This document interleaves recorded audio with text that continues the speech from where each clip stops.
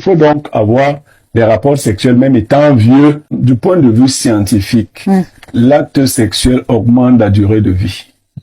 Ah d'accord, ça je ne savais pas. Il faut le savoir. Et les hormones. Donc, plus vous avez des rapports sexuels, mieux votre cœur se porte. Mais il faut pas avoir des rapports sexuels en utilisant les aphrodisiaques. Ça, il faut préciser. Parce que les aphrodisiaques vont attaquer le cœur. L'acte sexuel a carrément la même importance dans le fonctionnement hormonal que la pratique du sport. Oui. C'est une très bonne chose. Donc, il est démontré par des études scientifiques que ceux qui font les rapports sexuels pendant une longue période de leur vie vivent plus longtemps que ceux qui s'arrêtent plus tôt. Ça, il faut le savoir. Okay. Donc, c'est déjà bien. Et puis, c'est en Afrique que les femmes ont développé ce genre de choses. Je ne veux plus cette affaire-là.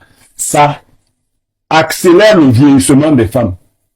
Lorsque vous arrêtez brutalement. Voilà, ça accélère le vieillissement du corps et ainsi de suite. Il faut donc avoir des rapports sexuels, même étant vieux, il faut les pratiquer. Vous n'avez pas besoin de toute la gymnastique à laquelle les jeunes gens se livrent, qui n'est même pas utile. C'est pas olympique, c'est pas un sport olympique. Donc, c'est une bonne chose. J'ai dit, c'est bon pour le cœur et c'est bon pour les sentiments.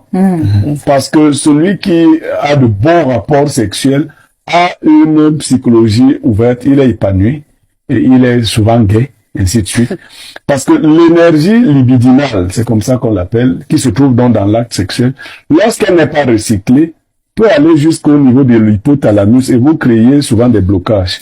Donc, en fait, les gens qui sont à cet âge-là et qui peuvent aussi développer des maladies de vieillesse plus rapidement, comme des maladies liées à la vue. Vous voyez, la vue va baisser. Vous savez, c'est une fonction vitale. C'est pas vous qui avez créé cette affaire. C'est une fonction vitale. Celui qui a créé cette affaire, c'est donc comme ça que ça se passe. La vue va baisser. Au niveau du bassin des femmes, vous allez vous fatiguer plus rapidement parce que vos hormones ne fonctionnent plus normalement. Faites attention à ces grands-mères qui ont arrêté très tôt d'avoir des rapports. Vous voyez qu'elles ont des problèmes de mobilité. Effectivement. Voilà. Donc vous, le conseil que je vous donne, c'est faites jusqu'à votre mort.